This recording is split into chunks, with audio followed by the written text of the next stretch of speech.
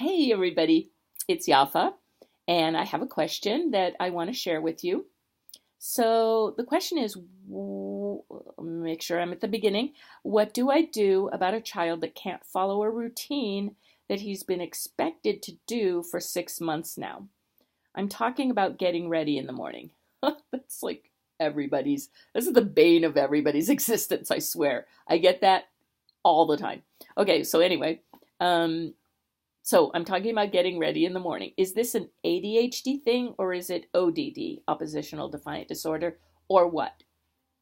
Okay, so let me just start by saying that I think that oppositional defiant disorder is getting overdiagnosed. Um,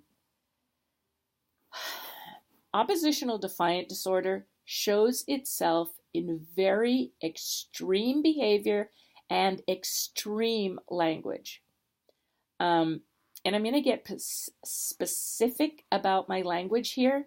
So if you find this offensive, please do email me and tell me that it's too much for you and could I, uh, you know, um, tone it down. That's fine. I'm happy to do that.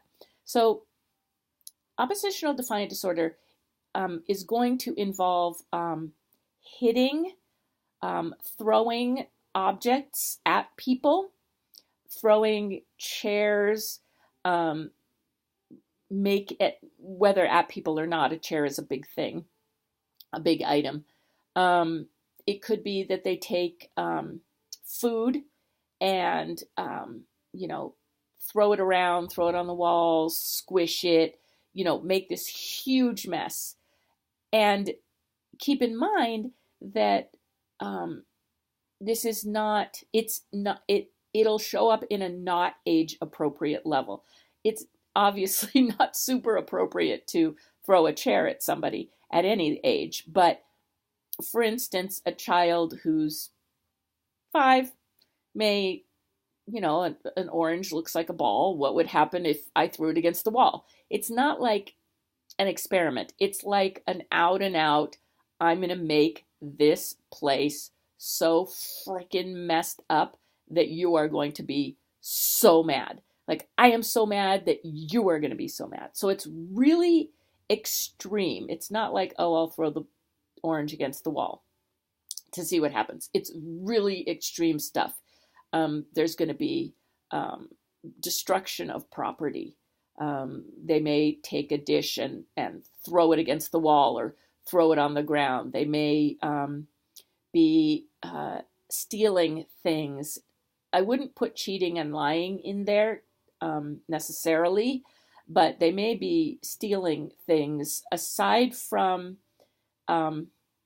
aside from the things that are actually accessible. Like sometimes moms will leave their purses out, or a dad will leave his phone out, for instance, and the child takes it and plays around on it. Um, I'm not talking about stuff that's accessible when I'm talking about stealing. I'm talking about um, like going to a store and stealing, or stealing from somebody at school, something um, outside of the family, or even stealing bigger things from like stealing money from a brother or a sister is a bigger deal than stealing from a parent. I know it's weird to have degrees of severity. Nobody wants stealing to happen, but usually brothers and sisters hide their money and parents kind of leave it out because, you know, there's my purse, so it's on my dresser. Um, so it's just something to think about. If you hide your money, if you make things less accessible and they have to scrounge around to steal it, that's another level. So I guess that's the differentiation. As far as language is concerned, you know, like, here's where I get graphic. Saying fuck you all the time, calling you a cunt, which is, I hate that word, but that's how extreme we're talking about. Um, really extreme stuff. Not like, fuck you, I'm not going to do this. More like, I hate you, fuck you. there's like a difference in a way. There's like one is being sworn at and one is being sort of sworn about or near adjacent. So you really and it's really extreme swearing. It's going on several times a day, every single day. To give you an example, when I taught a classroom of kids with oppositional defiant disorder, and they also had bipolar disorder, and they also had ADHD, and they had depression and anxiety, and I was called a fat, ugly bitch every single day. and um, and sometimes several times a day. And, some of the kids that had known me longer, they would say, she doesn't respond to that, because all I would do is say, that's really mean, or you don't need to say that, or what, but I did not get angry because I knew I didn't take it personally.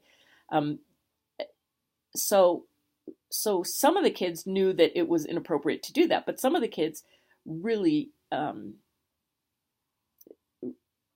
their level of frustration was such that they just needed to express themselves that way. That's what ODD looks like. So let's get that straight. It's going to be destructive. It's not, no, I won't do my homeworks. Fuck you, I'm not doing my homework. That's not it. It's more than that. So I know it's just a weird way to categorize something and to split up the, well, this kind of fuck you means this, and this kind of fuck you means that. It's like weird, but that's what I'm saying. Okay, so that's ODD. Okay, routines. Okay, so much to talk about. Things that seem routine to you and that you're counting on being routine. Like your day may depend on them following this routine. And that is both good and bad. People with ADHD they're not opposed to routines. But sometimes we parents, we turn it into something negative without knowing it. So for instance, getting ready in the morning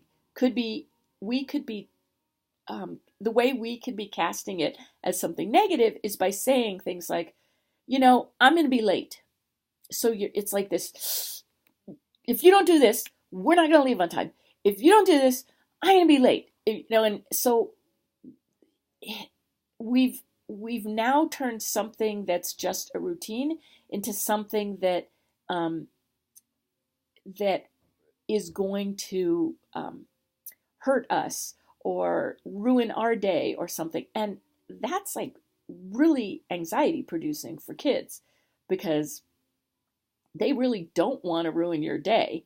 They're just straggling. They're just like, oh God, it's morning. I have to get up and go to school. Getting up in the morning also can be something, hang on, we're going to take a little walk because I need to shut a door. Can be also something that's very stressful. That transition from being asleep and maybe having a dream to being aware and having to get up and do stuff, that can be a big deal. So it's not that they're, how do I say this? It's not that they're, it's not that they're not learning. It's not that they're opposed to being in a routine. It's that transitions can be very difficult. That's one thing.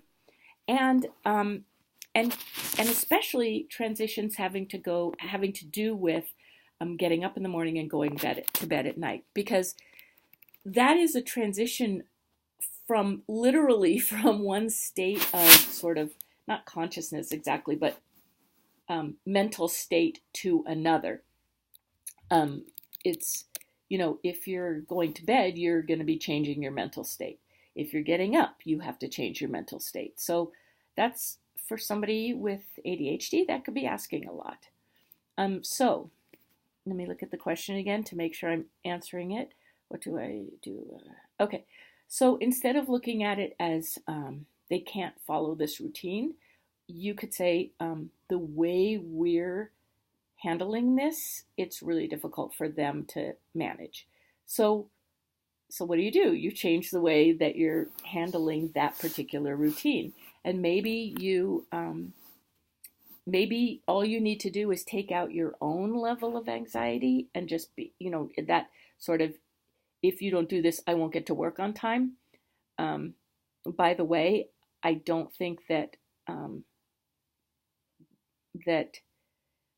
regular behavior should, like, if you are regularly or even once a week late to work, please call me.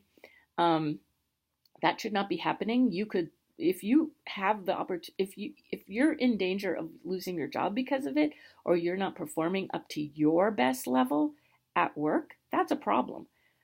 So ADHD can, affect things in different ways. So definitely some coaching around that would be super important, because we don't want you to lose your job or to get a bad mark, so to speak. So maybe all you would need is to take that anxiety, your anxiety, out of it. Maybe it means that there's music playing in the background really loud and they're dancing their way through the routine. Maybe you're sitting with them in the morning and waking them up, much like parents sit with their kids before they go to sleep and, soothing them. You can soothe them when they're waking up too, because that's a whole other thing. Maybe they want hugs. Maybe a lot of times parents wake up their kids by just being like, time to get up, let's go. I'll be in the kitchen making breakfast or whatever it is. Maybe they want to be soothed awake. I had a client that would wake up her son. He was 16, but she would wake him up with a foot massage. And he really liked that a lot. It was very soothing, very grounding, it calmed him down for the day. He felt better able to handle his time out of bed, so to speak. So it may be that there's just some tweaks for you to do, and those are good things for us to talk about. I can do a video where there's more suggestions, but it would help me to know more about what the specific situations are, rather than it being just, getting up in the morning. Or we can do a whole coaching call on that. So that's possible also. So, let me make sure. Okay. So, typical of me, change the way you're looking at the situation, and the situation will change. Stick some strategies in there, and then you've got a new situation. All right. Thanks, everybody. Take care. Bye.